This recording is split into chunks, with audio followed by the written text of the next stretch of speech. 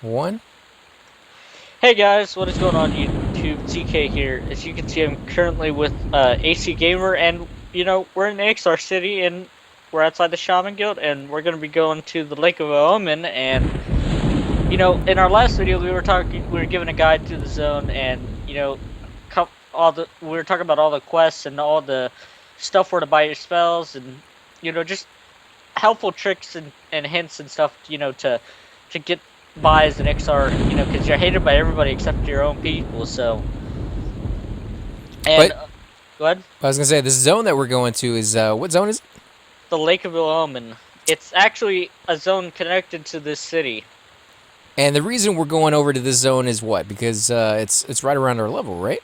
Yeah, we could go in there a little bit. You can't go down there too far. I mean, because there's about level 35 mobs in there. But yeah, we could go down in there XP a little bit. I mean, it's better than, it's something we never really showed off. So Right. And what kind of mobs are we going to find in this zone? Like, what kind of zone is it? I mean, there's zones that you're go into and it's a swamp, and then there's zones you're going to and it's a forest, or maybe it's frozen. And of course, it's the swamp of no hope kind of gives the title away a little bit, lets you know what you're gonna find in this one. But what are we gonna find in this one?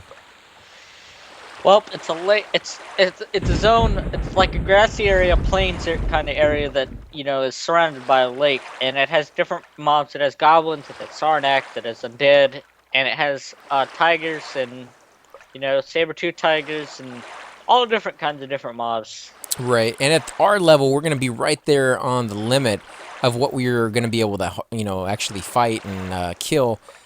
What kind of creatures are we going to be fighting versus later on in the game when we get a little bit higher? What type of creatures are we going to be fighting then? We're gonna be right now. We're probably gonna be killing some Sarnaks and some saber-tooth tigers and stuff like that, and some undead. Actually, we went the wrong way. Did we? Yeah, we were over by the Necromancer Guild. Sometimes I get confused. Sometimes. It's all right, man. It happens. It's a big zone, and there's a lot of quarters to it, a lot of places to kind of get lost very easy.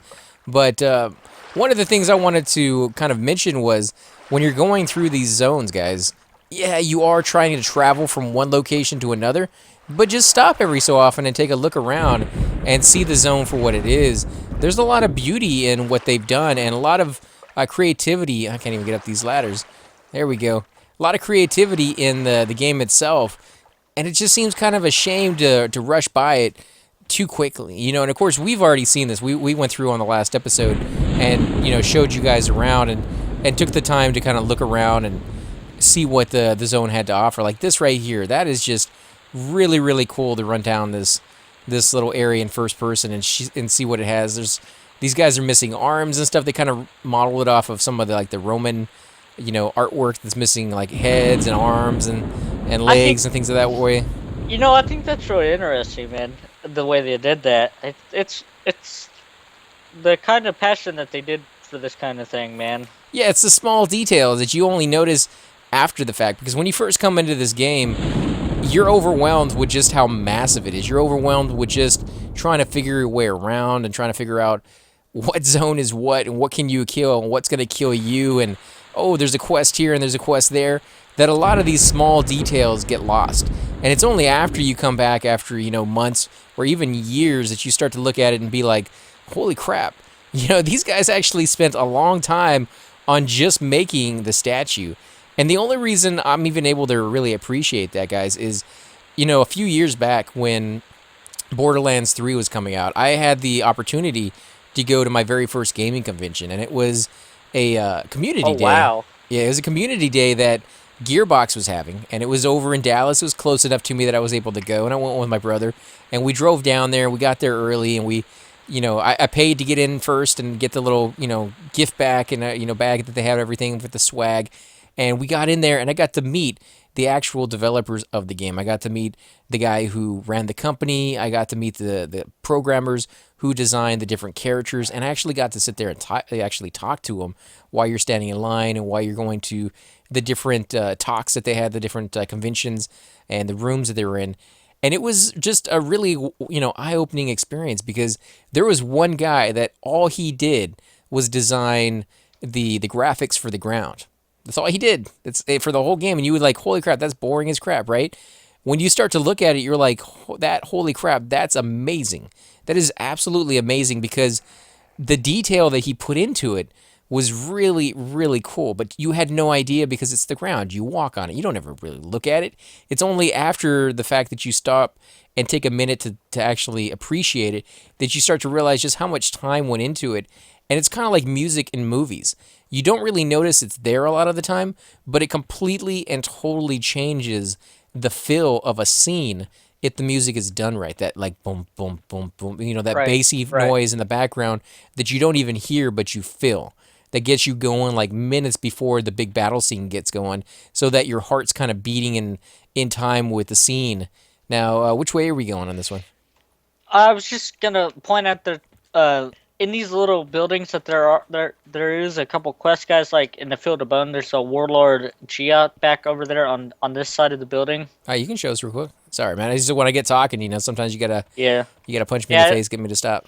I didn't want to interrupt you, man, but yeah, cut up there, up in on this building right here. Oh, he's up in the very top.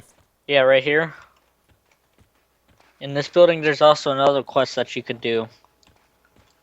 And what level was this quest? That I don't know. I've never really done it, so let's see what tail him and see what happens. I think it's Shadow Knight only. He won't talk. Oh, there we go. Greetings. You look like an adventurer. I have a bit of a problem with which you might be able to help. You see, have been several reports of Sarnak hatchlings near the lake. I do not know why they are here, but I do know we need them exterminated. Here's the deal: you will bash them good and return their brains to me. For every 4 brains, I shall reward you. So that's kind of cool, guys. Yeah, and it's very straightforward. There's no, typing in any extra text. It's just brains, bring them to me. Zombie, right? I mean, it's just kind of weird. But Kazakh brains, guys. No, I'm just playing. yeah, in a jar, and there's only 3 on the server, so I don't know what the reward would be for that one, but good luck. I was never gonna turn that one in. Jeez, can you imagine though? Can you Yeah. imagine if some NPC actually wanted 4 of those brains that you got on your guy? Dude, I would be so mad. That would be insanely crazy. Like I would be expecting an item off of that mob or off of that reward of just like godly proportions. And what are these guys? These guys are green, so we don't have to worry Yeah, about them. we need to go a little bit further. Like, these are all green. But Right. yeah, that quest is just something straightforward. Is it talks about bring me the brains, and it's also a great way to make some copper and some silver at these earlier levels because you don't start out with any money, so it all helps. It really does. Oh yeah, definitely. But I mean, if And this is one of the mobs he was talking about. The hatchling brains is what he needs. Let's go up here and look at this hatchling right quick. and what level are these guys? They're green. They're all gonna be green. These are level 1 to 2 range. Okay, so this is like the really low level part, and further in you're gonna get to like the level 15 stuff. Yeah. Okay. Well, we might come back and do that quest just to see what the reward is here in a little bit, but we're going to go a little further in for now and see if we can get to some of the higher level stuff and just kind of show that off because that's something that some of you guys have been asking to see is some different areas other than Kern's Tower. This is blue. The skirmish Yeah, right here. let's try it. Let's take it on. All right, let's do it. Now remember, just because he's blue does not mean he's something you really want to take on. Some of these mobs have insane amount of hit points. Some of them have almost no hit points, and some of them do just crazy amount of damage versus other ones. So you need to learn that as you go through a zone and just figure it out. This guy's actually a pushover. We're Yeah. wrecking this guy. Also, keep in mind some of these mobs are casters. Some of these goblins and monks do not like casters at all. They will reach you. They will dispel you. They will do everything in their power to absolutely make sure you're destroyed. And without buffs, a monk, even with the most best gear in the game, a monk is nothing without buffs. And so, you know, Right. But, you can still do it. I mean, you can get some resist gear and put it on, and that will help you resist the spells a little bit more often if you know they're coming, if you know those are the type of creatures you're going to fight. But most people in this game tend to shy away from the casters, if at all possible. They're pretty nasty, guys. These are all green. Are they? Because this guy just attacked me. Scalebone. Yeah, he's green. He cons green to me. What does he con to you? I think he's green. Yeah, he's green. But he might be just right there on the limit of still being aggro, even though he doesn't give any experience whatsoever. Yeah. And there's quite a few mobs like that at this level. I remember my cleric running through zones and getting wrecked by greys. I haven't actually seen any greys in this game yet. Is that still a con? Do they still have greys? Not in the early stages of Everquest. Oh, okay. So it's only once you get into like the 50s. Yeah. Okay, I was gonna say, that was definitely classic back in the day, but that's because I had max level characters running around, and just because they're gray doesn't mean they stop attacking for whatever they attack for. So if they hit for like 15 damage apiece, you're gonna get hit for a little bit less because you're a higher level and you have a high AC, but they're still gonna hit for that same amount that they normally hit for, and so enough, pinpricks, enough paper cuts, you're gonna get killed. And my cleric, even though he's a high-level character at the time, just couldn't do enough damage to the creatures because, one, he never uses his melee weapon, so his skill in it is very, very low. And two, he doesn't have enough spell power to kill all the creatures there, even though he can one-shot each one of them. If there's 15 or 20 or 30 of them there and each one of my spells cost half a bubble, I'll be out of power before I kill everybody. So you got to be very careful depending on the class you're playing, even running into areas like that. Here's a blue. Yeah, and these guys are pretty sporadic, just kind of chilling out here. This is a good place to kind of solo. You're not going to get too overwhelmed. There's no big camps that you have to break. You're not going to be going in and killing, 4 or 5 guys at one time. You can just pull one guy all by himself and handle it. Hopefully, you kind of pull him over to a safe area, because I'm guessing if you're going to be attacking these guys, these saber-tooths are probably going to be attacking you as well. Yeah, they will. But thankfully, we're high enough level that this is not really a concern. But we can go a little further in, right? Also, killing these goblins gives you Freona Vi faction, at the same time giving Kabbalist faction. So if you're an Iksar, you can build up your Freona Vi faction, and you can bank there and stuff eventually once you get enough faction and sell the vendors and stuff there. Which I guess would be good if people actually hung out in Fiona Vi, but to be honest, most people don't. Like, that's not a zone that a lot of people really go to very often. Right. At least in my experience. Like, most people try to go over to the beginning zone, like West Commons. Like, that's a zone that you're going to find tons and tons of people in. Or you're going to find people in higher level zones like the Emerald Jungle next to, like, Seb and things of that place, where people are actually grouping for experience and really good loot. So you're going to have to go to the zones that are very popular. Yeah, but I was just pointing out, man, Iksars don't have a lot of places to bank, but just the one town. So if you can build up enough faction, you have another place to go. And bind and stuff if you need to. Yeah, definitely. And that guy's even to me.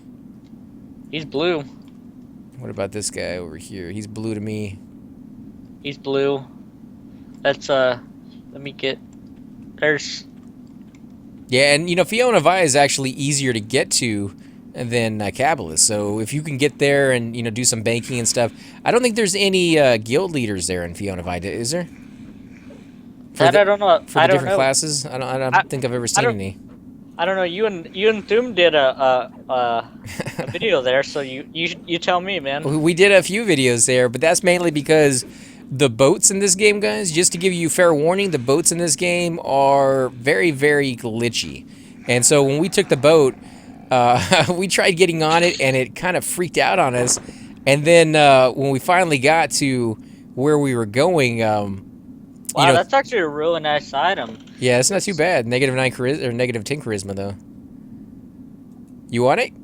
No, I don't want that. Of course, I'm asking the twink over here, who probably has like best in slot for his nose, but I just kind of like rubbing it in his face a little bit because I get to look at like the best gear, just kind of torture me a little bit. But I actually kind of like it because it shows me what I need to get in the future, and I have that person that I can kind of bounce ideas off of and be like, okay, what's the best thing in the game right now? Because again, it's been years since I've played, and I never played a monk back in the day. So having a friend that I can be like, hey, what's the best stuff out there, who's actually up to date and playing with some of the best people in the game, that have the skill and the know-how that I can kind of pick their brains every so often is an incredible asset. It's just something very nice to have. Of course, just playing with friends is what it's all about for me. I get a lot of enjoyment out of that. And we were just talking on the last episode about Hydros not being able to come out with us for I think a couple weeks now because of just a lot of snow, and then he's under the weather right now because he's sick and things of that sort. Right. It's just it kind of sucks not to have your friends with you, but we know he'll be out as soon as he can, and we just want to give him another big shout out and hope he gets better soon, and that he can kind of come out here and join us with our lizard guys again, because we actually made all these characters together.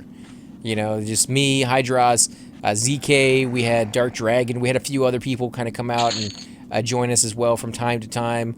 Locane Gaming and Chupa, and just a lot of people wanting to be a part of the episodes, and we'd love to have you guys come out and be a part of them with us, because that is just, it makes the game. The game is great by itself, but so are a lot of other games out there, and yet people come back to this one again and again and again because of those connections they make with one another. Right. And I also want to point out that we will have other people doing these videos and stuff, so at times the groups may be full, and lots of times a lot of you want to group with us and level with us, and that's all right. We suggest that we make 2 groups and we all just take turns getting XP. That's the best way we see fit. So, and that's the way it makes it fair for everybody. So that's the way I see it, and that's the way the other people, Hydros and Cypher and everybody else feels about it. So I think that's the best solution for what we need to do. We make multiple groups and we just take turns getting XP sometimes, and and that way we can all do the videos and stuff together, and we can get everybody, the fans and stuff that want to get in these videos and stuff. I think that's what's best. That's what I think we should do, and we should continue what we're doing. Yeah, definitely. It's just when he says take turns getting experience, basically, we'll have one person pull or 2 different people pull from one each group, and both groups would help each other out, but we let the other person get the experience, and then switch over and let the other group get the experience, and vice versa every other fight. That way everybody's getting a decent amount of experience, but you have that safety net of having 2 groups, or half a group more than what you really need there with you. So if anything goes bad, you have extra DPS, you have extra healing, you have extra crowd control to kind of help with that situation, and you're able to take on bigger and stronger rooms and areas because of it. But you keep in mind, guys, there is no raid in this game. There's no raid group that you can form that allows everybody to get equal amount of experience.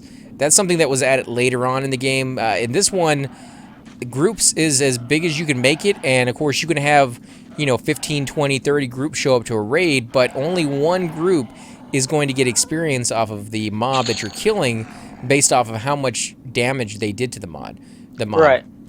So it's just one of those things we have to work out, but I think that's why I said I think it's the best option and the best way to make things fair, and we would all random on the loot and stuff, and that way I think everybody would be happy. Where'd you go? I went up this hill. Oh, okay. But yeah, as far as randoming on the loot, guys, most of the time we don't really even do that. We'll do it for fun just to see who got the highest number, but it usually goes to whoever needs it the most. So if you're new and you're kind of coming to the game for the very first time and your character's not that outfitted, we just give you this stuff. I've already done the whole thing of getting the best loot in the game once. Lots of blues out here, man. Yeah, definitely. It's just not as constant as, say, in Kearns, but it's kind of unique, and it's a different place to go, and we might find something a little further in that is just insanely cool. But yeah, it's just I've already done the great loot. I've already done that the first time around. ZK already has the best loot in the game on most of his characters, so he's not really concerned with that.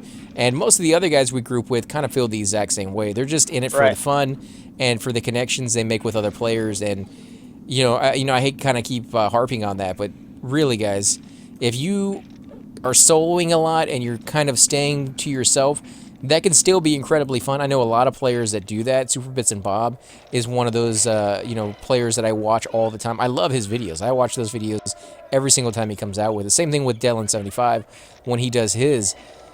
They kind of stick to themselves and they do a Ding. lot of congrats, man. Thanks, man. They do a lot of videos like soloing and stuff like that. But even they, from time to time, will be like, I want to group with somebody, and that's what is beautiful about this game is if you're a soloer, you can go off and do that.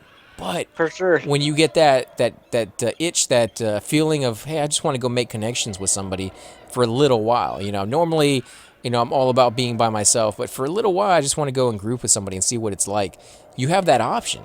But you still have the option of going and soloing. A lot of other games, it's either one or the other. You don't really get to switch back and forth between the two. And they did a really good job with this game with making it where if you group with somebody, it's a very personal experience. It's a very, connection to the groups because you have to communicate for a group to really work very well. If you're not communicating, people are going to die. People die. People are unhappy. They stop grouping, and the whole thing falls apart. So Right. people know that. They know that for the group to work, they have to communicate. And I think that's one of the main things about this game that it does so well is that it forces you to do that. Whereas other games, they don't want to force you to do anything. They don't want to. They don't want to. Step on you in any way. They don't want to. Offend you in any way. They want you to have a good time doing whatever it is that you want to do. So go off in any direction, and everything's the same. Everybody gets a reward. It's kind of like you see in schools nowadays, where nobody's allowed to be super special. Everybody has to be the same, and so everybody gets an award. So it's that kind of mentality of everybody's. Ooh, look at that. 4 AC, -10 charisma, and Link it. magic. Link it. Definitely take that. Oh no, it's no Got trade. Goblin Bracer. I've never seen that before. Yeah, it's no trade too. So if you want it, you can have it. I don't want it. I don't even know what that's for. I think it's for the might be for an Iksar Shadow Knight quest. Maybe it's one of those things that Daily 75 Games did a whole thing about the scaled mystic armor for the Iksars and the other one. I can't think of what the name is. But yeah, let's look at this lake, man. That's what I was just looking at. That's beautiful, man. Wow. Coming up onto the ocean there for the first time, guys. That's pretty cool. But yeah, like I was saying with with everybody being special and stuff, I'm not trying to offend anybody with it at all. I'm just trying to say that by doing that, you kind of lessen the people who can stand out. In this game, being able to stand out is a good thing. It shows you that you know your class, and people will be like, I can notice that. I notice that you're getting better with your class. It makes you feel better. It makes them feel better. Are you going in the water? No, I was just checking it out a little bit, seeing if there's anything under there. Oh, yeah. I know people will swim straight across in that direction to go to some zone. I can't remember what zone it is, but I've definitely seen, a lot of people put their levitate on and swim out in that direction. So I'm guessing I can't remember what it is that's over there in that area. Man, look at this view, man. This is just awesome. It's beautiful. And it's look at the purple sky with it, man. That's just awesome. And the funny part about this, guys, it may seem very, very simple nowadays, but the fact that we moved into another biome and then you can hear like the sound of the water rushing, that's freaking amazing. That's not something we had in any other game at the time. It's just it's Right. kind of cool. Also, if you look at the trees, you can see the trees move. Look, they're sway back and forth. The tree branches. Yeah, even though they're like very one-dimensional, like flat pieces of. Back in when this game first came out, they didn't have that until Kunark came out. What, the sway? Yeah. Yeah, yeah, and they didn't have multiple colors either. Kunark, holy crap, they really went overboard with some of the colors in some of the zones, like Dreadlands. Yeah, for sure. Nice bright red and orange. Almost, actually, it feels like fall to me every time I go in there. Like fall that I see on TV, not fall that I have here, because I live in Houston, and most of the trees that are here either completely and totally lose all their leaves overnight, so it's just a stick figure there up in the sky, or, and when I mean overnight, I literally mean overnight. We gotta be careful, man. We can't go too far. I think this may be our limit, man. Okay, I'm following you, man. But yeah, I mean, you'll wake up one night, or you'll wake up the next morning, and all the leaves will be gone, just dead.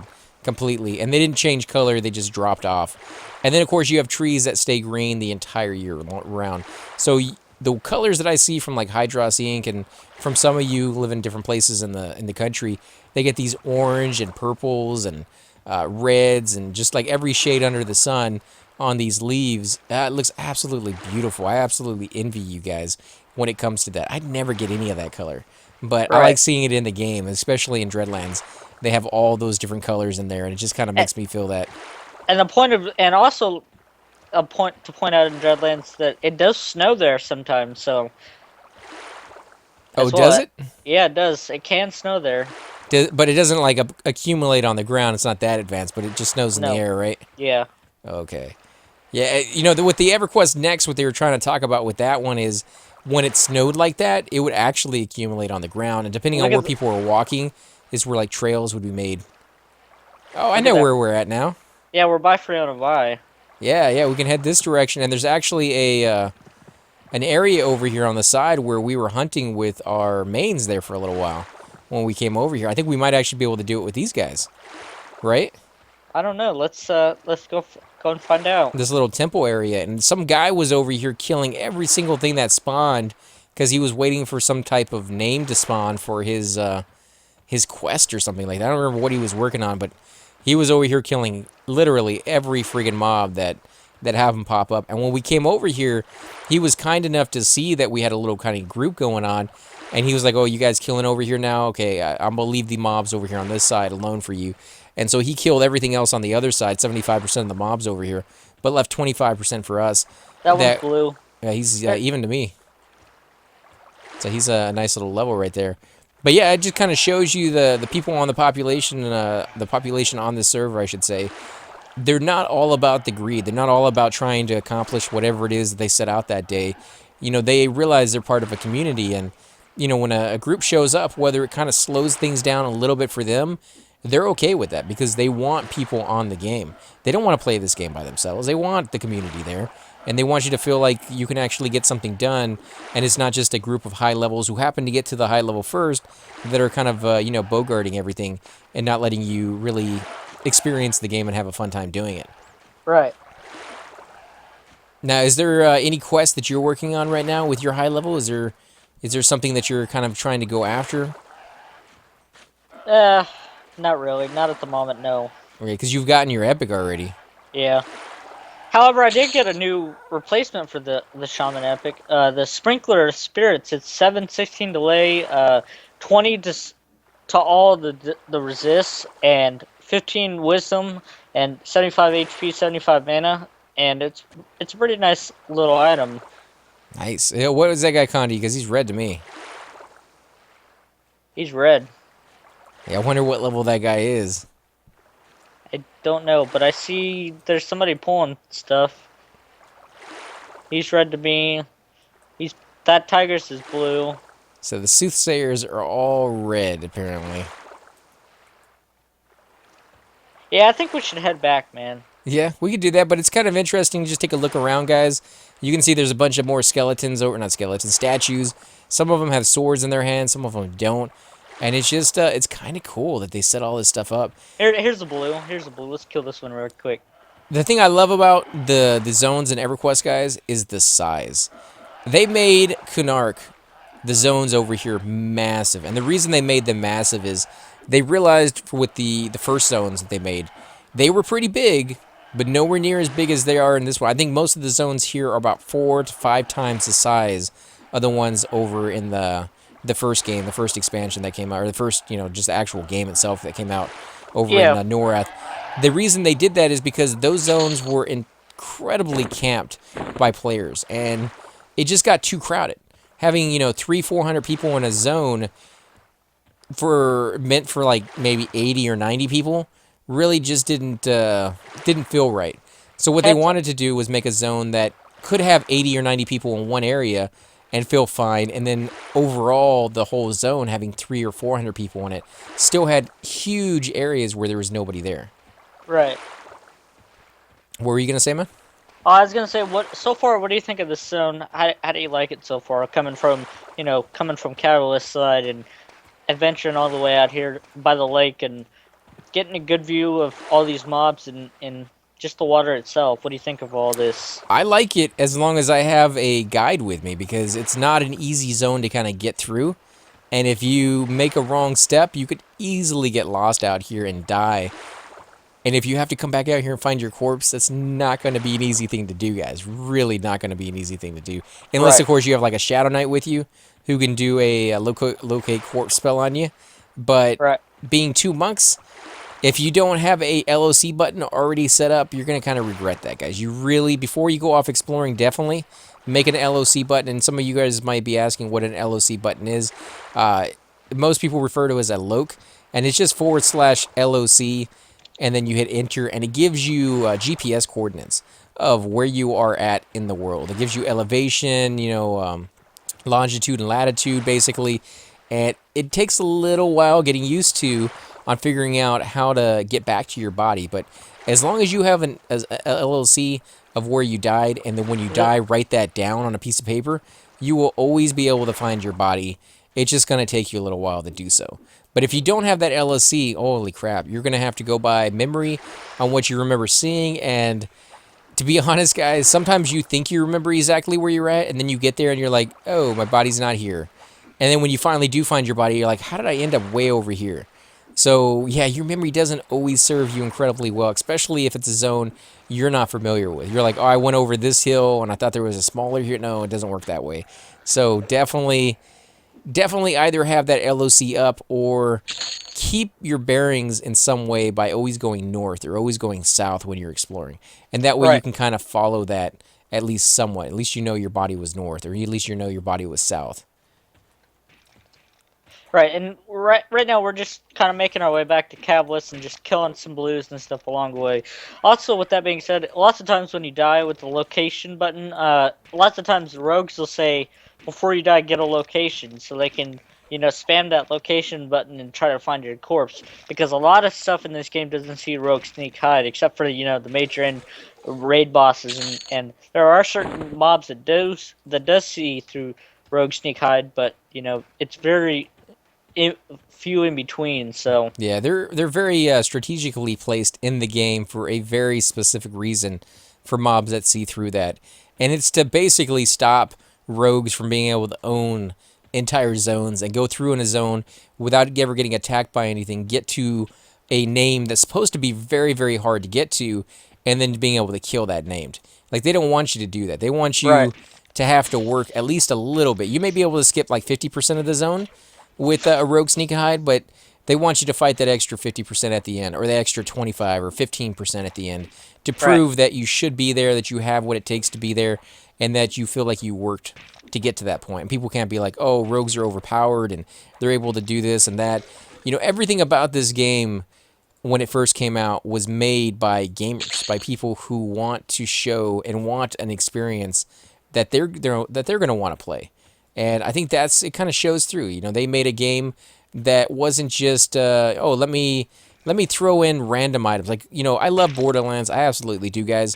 But you got to remember, a lot of the loot that you get in that game, pretty much all the loot you get in that game, is just randomly generated stats on an item.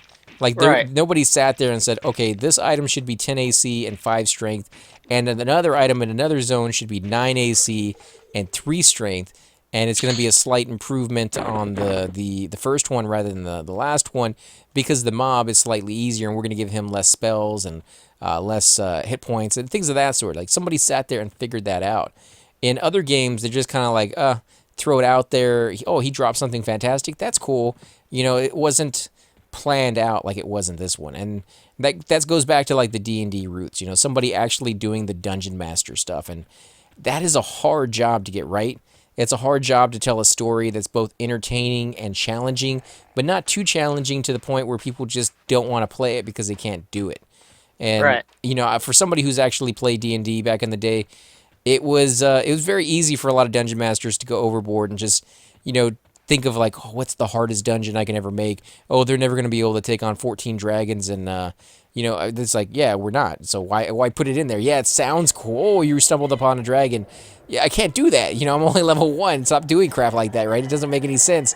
So they learn from that. These people, obviously, they played their fair share of games like that. And they're like, we need to kind of scale it up at a certain point and give them a chance to level into I it. I don't think this is the right way, man. It's all right. I'm just following you on this one because I have absolutely no idea where I'm going in this zone. This is not a zone that I spent any time in back in the day, other than running through to get somewhere else. Like that was pretty much the only time I ever came through this one. Oh That yeah, yeah, we need to go back, man. yeah. This is the high level place. This is leading us over to the mines right over there. You remember Yeah, it? we need to go back. And We're gonna die. if you keep following that road, that leads you over to that fort as well. That Yeah, I was watching. Was it Dale in 75? yeah, Yeah, he was fighting over there with his clerics. So. yeah. All right, guys. I think this is a great time for hamburgers and pickles. If you want to say anything before we go, AC, that'd be awesome. No, just guys, thanks for coming out and joining us. We definitely appreciate it. You know, if you want to see more videos like this, definitely hit those like buttons and subscribes. Or if you want, go ahead and share the video. It helps to get the word out because you know this is an older video game. A lot of people don't really know about it that much, and it does hold a special place in our hearts. And we'd love more people to be watching and more people to kind of interact with and join us in the game as well. So if you got a friend out there who happens to be big into role-playing games and they happen to never have heard of this game, you know, give them a share right there and let them know about these videos and about the game itself. Who knows? You might be able to get them into it, and one day they could be on the video with us. Yeah, for sure.